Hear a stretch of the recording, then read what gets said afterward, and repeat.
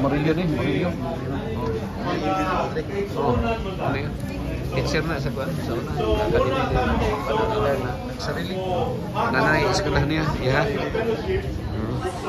Nagsukuhi na siya. Sukuhi. So I think we will all stand and we will sing a song.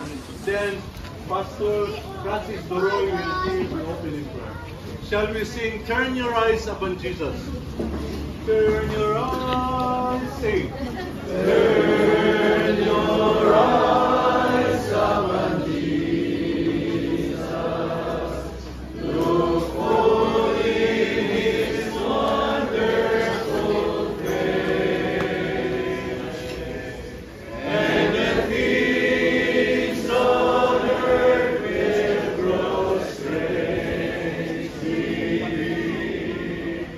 in the light of His glory and grace.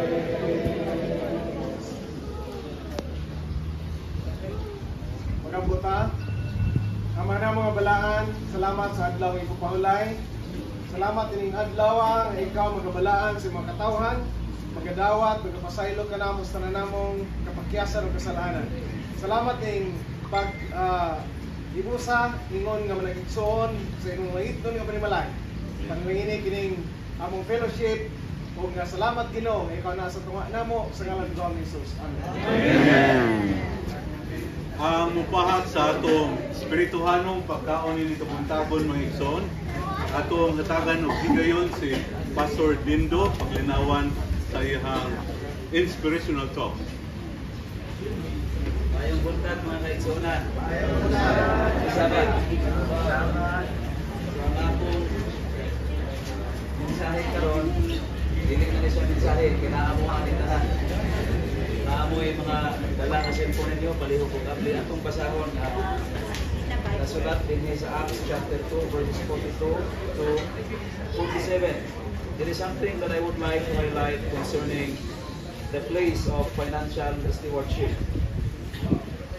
Let me read verse 42. I see something here. It might not be coherent, but I see something, at least for me, it is interesting and shows the place of stewardship in the Lord's Word. Verse 42 and 43. And they devoted themselves to the apostles' teaching, to fellowship, to the breaking of bread, and to prayers.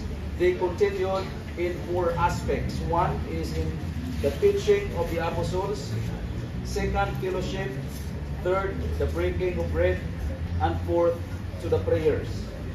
And then after this, I see it as a result of their continuing in these 4 aspects.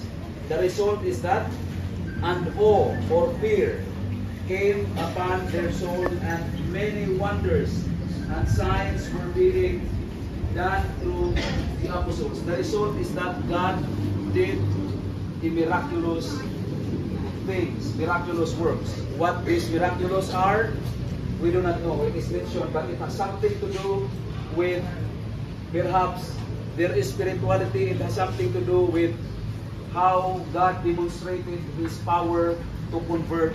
So it has something to do with the result of their gathering, which has impact in their ministry. There is a result of that gathering. Then let me read. I will skip the center because I'm going to emphasize that shortly. Let me read verse 46 and 47, which I think corresponds to the gathering in the first, with also the result. 46. And day by day,